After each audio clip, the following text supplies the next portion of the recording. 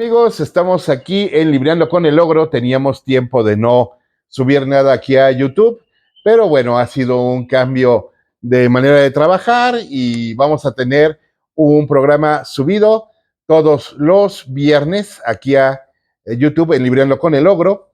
Y les recuerdo que tenemos la Cueva del Ogro en vivo los sábados a las 8 de la noche en TikTok.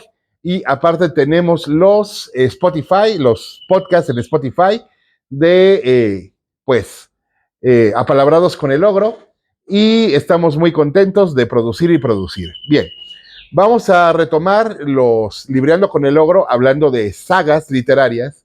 Y bueno, hay una saga a la que yo quiero muchísimo porque yo la viví cuando era un adolescente. Yo viví mi adolescencia a través del heroísmo cansado de El Capitán de la Triste.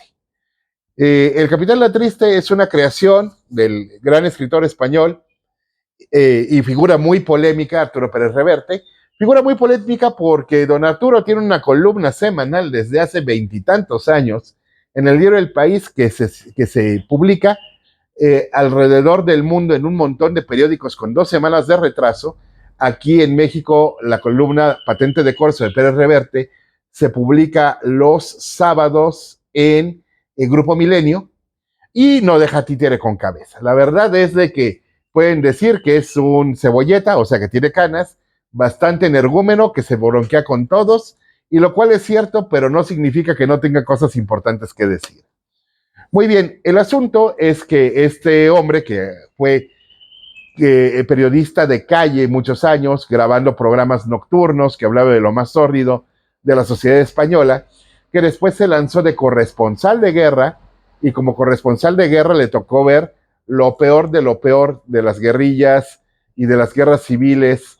Le tocó estar en Centroamérica, le tocó estar en los Balcanes en los 90, hasta que sacó las cuentas de cuánto tiempo pasaba entre que mataron a un periodista, compañero del gremio en esas zonas, y el tiempo que llevaba ahí, y cuando vio que las probabilidades ya iban en su contra, dejó de ser corresponsal de guerra, se regresó a España y empezó a ser novelista.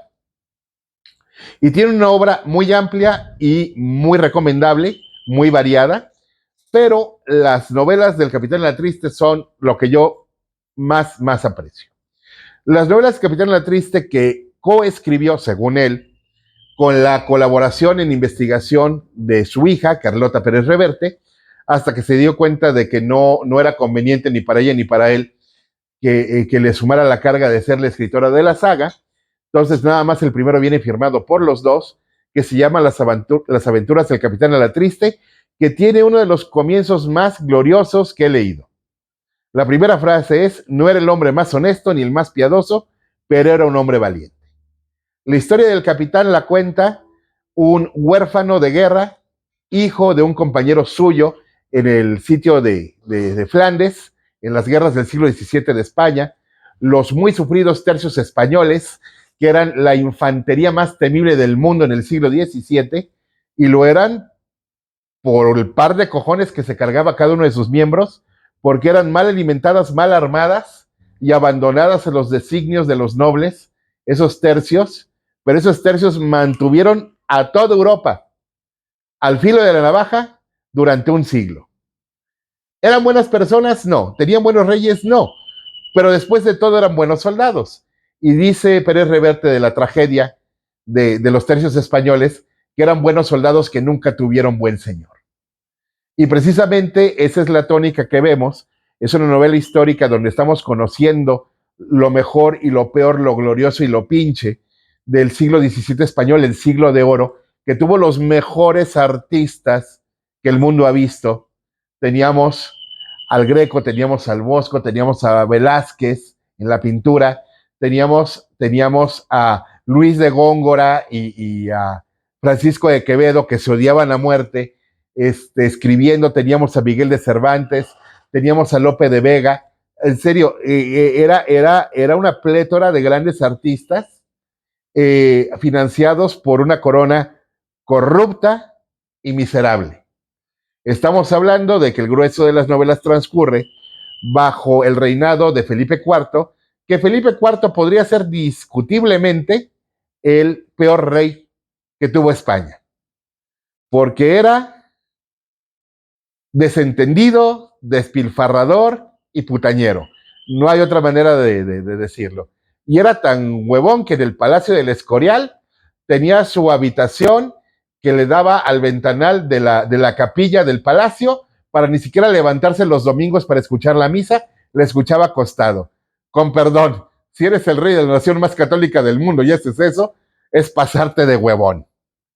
Y de hecho, tuve la oportunidad de ver el Palacio del Escorial de frente una vez y me dieron ganas de hacer muchas cosas como hispanoamericano. Pero bueno, no lo hice y no me arrestó la policía.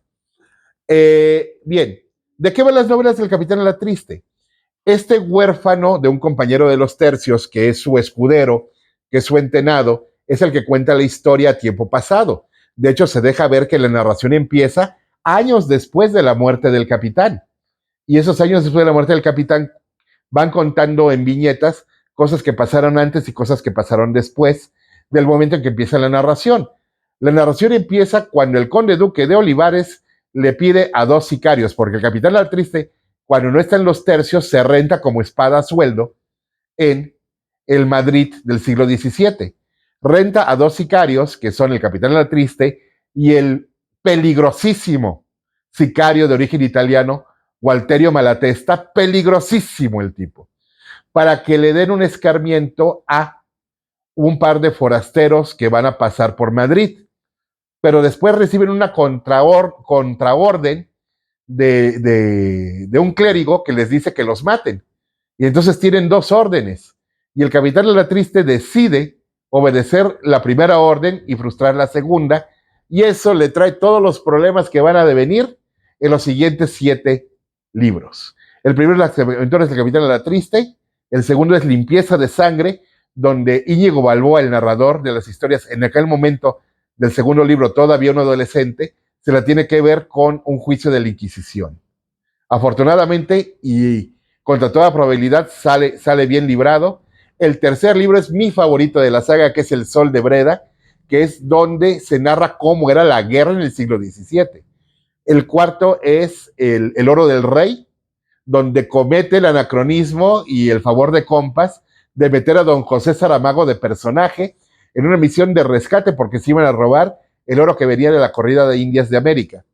El quinto es El Caballero del Jubón Amarillo, donde se relatan los malos vicios de Felipe IV con las actrices de teatro.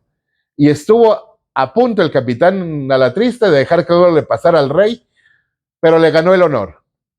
El sexto es Corsarios de Levante, que te indica cómo eran las guerras navales contra la piratería de los musulmanes, los bereberes en el Mediterráneo. Eso está increíble, basado en una batalla naval real. Y el séptimo es El Puente de los Asesinos, donde tienen que ir a cubrir un trabajo de sicarios en la Venecia del siglo XVII. Y la escena final es épica. Incluso fíjense, si ustedes son fans de Dragon Ball, van a amar el final del Puente de los Asesinos. No voy a decir nada más, es vender mucha trama. El lenguaje es difícil de seguir porque reconstruye cómo era el habla del siglo XVII, pero si no se claman palabra por palabra, sino que leen las frases completas, el contexto les va a decir qué quieren decir. Ah, esto es una burla, ah, esto es un reto, ah, esto es una mentada de madre. Perfecto.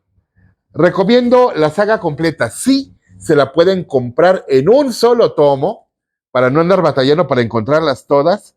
Y aparte están maravillosamente ilustradas. Así es de que si ustedes quieren encontrarse con una gran historia de aventuras de capa y espada, con un gran personaje que es un ejemplo de vida, porque ni era el más honesto ni era el más piadoso, pero vivía por un honor muy discutible, un honor realmente que es la única nobleza que tiene el que sabe su lugar en el mundo, que es que no puede ganarle ni a la iglesia ni al rey. Pero ¿sabes qué? Eso no significa que yo no sea dueño de mí. de mi vergüenza, de mi honor y de mi vida. No era el más honesto, no era el más piadoso, pero qué par de cojones tiene el capitán a la triste. Muchas gracias, nos vemos en el siguiente Libreando con el Ogro.